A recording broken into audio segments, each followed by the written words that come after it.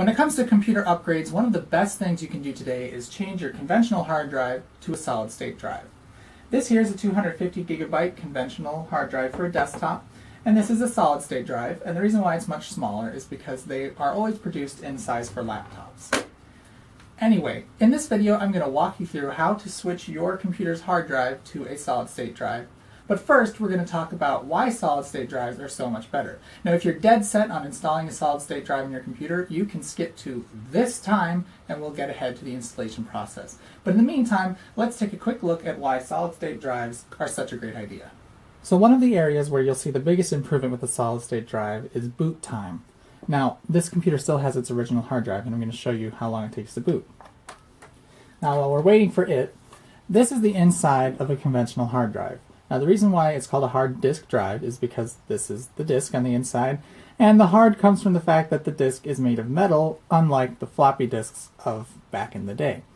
Anyway, the way that a hard disk drive works is this disk spins incredibly quickly, which, even before you turn your computer on, you need to wait for it to get up to speed. Here's what that sounds like. Some hard drives take a very long time to spin up, but most laptop drives do it pretty quickly. Then you've got this arm here, which moves across the surface of the disk to read different data points, and that's what this looks like. Now, my computer's still not ready for me, waiting for its password for me to enter the password. There we are. Go ahead and just enter that right now.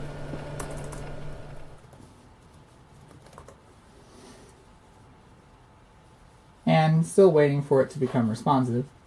Anyway, so hard drives are mechanical. They have a lot of mechanical things inside of them. And the thing is, every time your computer is looking for data, it has to wait. It has to wait for the head to move to wherever the data is, and it also has to wait for the data to come around to where the head is. Now, this takes fractions of a second, but especially when you're talking about booting, it's accessing data from all over the place. So all those fractions of a second are going to add up to many seconds. You can see my desktop's still not there yet. And this is what I don't like about my computer. It's a very, very fast computer. It has a Core i7 processor, but its hard drive is as slow as a snail. And that's the reason why I'm upgrading it to a solid-state drive. Everything that it's doing right now is taking so long just because it's waiting for the hard drive to give it its data. A solid-state drive, on the other hand, has no moving parts. That's the reason why it's called solid-state. This is essentially a very large flash drive with a SATA interface, which is what your computer uses to talk to the hard drive. Now, the reason why solid-state drives are much faster isn't necessarily because they can spit data out faster. Some solid-state drives aren't even as fast as hard drives when it comes to throughput, but what they do have is they have near instantaneous access time.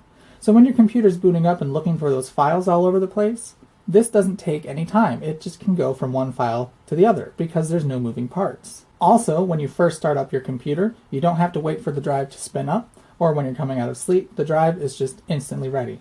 They also use a lot less power. Now, this is important for things like laptops where battery life can be impacted. Okay, so now we get into the actual nitty-gritty of how to do this. Now, the first thing that you need to do is you need to go into your computer and find out how much space you have on your hard drive. Now, the hard drive that I'm switching to is a 256 gigabyte solid-state drive. Now, I had way too much data on my hard drive in order to do that. So you can go into properties, you can find out how much used space you have, and I have 133 gigabytes, which is just fine. I wouldn't recommend having anything more than 200 gigabytes on your drive if you're switching to a 250 gigabyte drive, just because you want to have that margin of error. Now, if you have a lot of stuff, I'd recommend getting an external hard drive that you can move it onto. Most of what's on this computer that I didn't need was different media files for my different YouTube videos. So those have all been moved into not this drive, but a second drive, and that freed up more than enough space. The other thing is, you will need to do a system backup before you start this. Just in case something goes completely wrong while you're doing this, you want to make sure that you have a backup of your system image so that way you can restore it. And I have a backup on this hard drive here. Now, one thing that I ran into was I could not find a large chunk of the data that my computer said I had. My computer had supposedly 280 gigabytes or so on the hard drive, but I couldn't find a good 120 of that. And it turns out it was all saved as restore points. You may need to use disk cleanup, which you get to by just typing disk cleanup in the start menu. And disk cleanup will analyze your drive, and once you get in there, there's a way that you can select for it to remove all but the most recent restore point. And that cleared me down to where I was. I have no idea why my computer was saving so much in restore points, but that was my only problem. And as you can see now, like I showed earlier, I have plenty of space. Most of my hard drive is free right now, and I will still have plenty of space when I switch over to the other drive. So the next step involves actually taking out your current drive and getting it copied to your new solid-state drive. Now, if you have a desktop, you don't need to take it out. What you'll do is you'll just add your second solid-state drive, and I'll show you a program you can use to copy the disk image from one to the other. If you're using a laptop, though, you're not so lucky. You're either going to have to remove your optical drive and install your disk drive and install your second hard drive that way, or you can do what I'm going to do, which is use a desktop computer and have it be looking at 3 hard drives: its own hard drive, your old hard drive, and your new hard drive. So I'm going to take the hard drive out of this laptop, and we're going to go downstairs and start that process. Alright, so I've removed the hard drive from my laptop, and this is it right here. This is the solid-state drive that I'm going to be using. It's from Crucial. And this is something that you will need if you're going to install it in a desktop. You don't necessarily need this. You could have your solid-state drive maybe velcroed to something on the inside, but these are recommended. And what they do is they allow you to put a laptop-sized drive or a solid-state drive in a standard hard drive bay of a desktop. Now, I'm going to be using this for my old drive because the old drive is going to be used as a backup drive for our desktop computer. Might as well use it for something, and even though it slows a slug, it still holds data just fine. So what I'm going to do is, first of all, I have to get my laptop's hard drive out of its little shell here, because that's how it sits in the laptop. Then I'm going to put it inside this bracket. It's going to go inside our desktop computer along with this new one, and we're going to copy the contents of this drive onto this drive using a program that will allow you to create a new disk image even though you're going onto a smaller drive. Okay, so here we are now down at the desktop, and this may seem a little unorthodox, but that is the solid-state drive hanging out. And the reason why it's like this is because I'm borrowing the SATA and power cable from one of the optical drives in this computer. Then down here, the original hard drive is in the one that this computer uses, is the one on the bottom, and then in that bracket up top, that's my laptop's old hard drive. So we need to be able to see all 3 hard drives. Really, we don't need to be able to see the bottom one, except that's what this computer uses. So if you were doing this to a desktop, you wouldn't need to do this crazy thing at all. You would just have your solid-state drive installed as your second drive and copy the contents from your first to your second. But because I have a laptop which I cannot install a second hard drive to, I've moved this hard drive into this computer and I have 3 running on it at one time. So now we got to boot it up, and I'll show you what we do next. Alright, so here we are in the other computer, and I'm going to show you what we need to do next. Now, first of all, when you've got your hard drive installed, you want to make sure that you can see it. When you go into My Computer, you'll find it's not there. I currently have OSC, which is this desktop's hard drive, E, which was my laptop's hard drive, and D, which is a recovery partition of my laptop. Now, you might be confused as to why you can't see the drive, and the reason why is because it hasn't been formatted yet. It's not allocated. If you go into the device manager, you'll find the drive right there. That's the Crucial drive that I just installed. So again, the reason why it's not appearing in My Computer is simply because there's no space allocated to it yet. So the program I'm using is called EaseUS Partition Manager. It's free and you can get it online. It's not the most user-friendly program out there, but it does its job very well, and most importantly, it allows you to clone a larger drive onto a smaller drive. So here you're seeing all the drives in the computer. Disk 8 is a flash drive, so that just happens to be plugged in right now. And disk 1 is this computer's system drive. You can tell because it's 2 terabytes. Disk 2 is my old laptop's drive because it's 1 terabyte. And disk 3 is the unallocated space that we want to copy disk 2 onto. So now all we need to do is highlight disk 2 and press copy disk. And it's going to do an analysis of the disk, so we'll go ahead and skip this part till we're ready for the next step. Okay, so now that the analysis is complete, we're going to go ahead and select our destination disk. Now, of course, in this step, you want to make sure you pick the right one. You don't want to be recording over your current drive. Disk 1 is this computer's drive. We don't want to destroy that. And disk 2 is our copying drive, so clearly we don't want to use that. So just double check, make sure that you are selecting your solid state drive, which is the crucial one, disk 3. And then you can go ahead and move on to the next step. Now in the next step, it's going to show you the sizes of the partitions that it wants to create.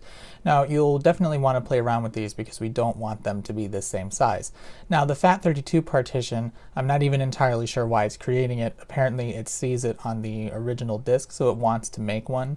But both the FAT32 partition and the recovery partition can be shrinked in size. So I'm going to shrink the recovery partition down to just a little bit over what it currently is and extend the largest partition, which has the bulk of the data, over into that region, and do the same thing for the FAT32 partition. Later, when you have this all copied, you can go into your computer, use the disk manager, and alter these partitions, so it's not absolutely critical that you get this done now. But you definitely do want to make sure that you get rid of all those wasted spaces, otherwise you're going to have more formatting to do later. Last thing to check is that the box is checked that says optimized for SSD. Of course we want to do that because this is a solid state drive. And this is already checked because the computer has detected that it's a drive. Now it's going to give you an overview of everything it's going to do.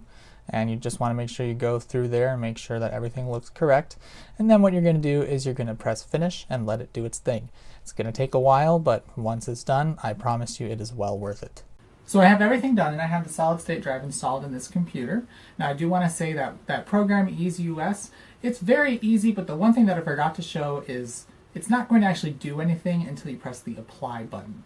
So when I had everything where I left off, I still had to press the apply button for it to start the operation.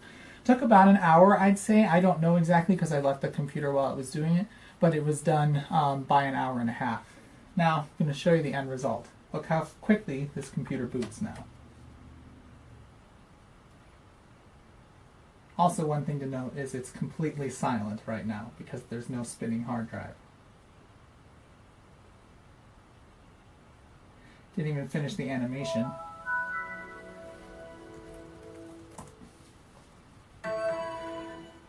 And it's already up.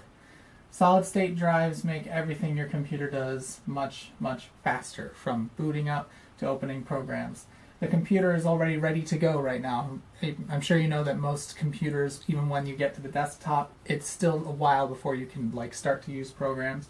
You can see that if I open Google Chrome, it's going to open in a matter of seconds. Same goes for Firefox. If you use Firefox, they're both going to be extremely fast. It's just a tremendous upgrade that you can do to your computer. Now, obviously, it's not the easiest thing. There are some weird things you have to wrap your head around, and solid-state drives don't hold nearly as much as conventional hard drives, especially when you consider their price. But they are down to the point where this 256 gigabyte hard drive was about $99, and 256 gigabytes is still a pretty good amount, especially if you have an external hard drive like I do, where I can keep most of my media files, and now that most computers like this one have USB 3 ports, moving data between external hard drives and the computer is very, very fast. Of course, not as fast as your internal drive, but still pretty fast. Anyway, I hope you enjoyed this quick video.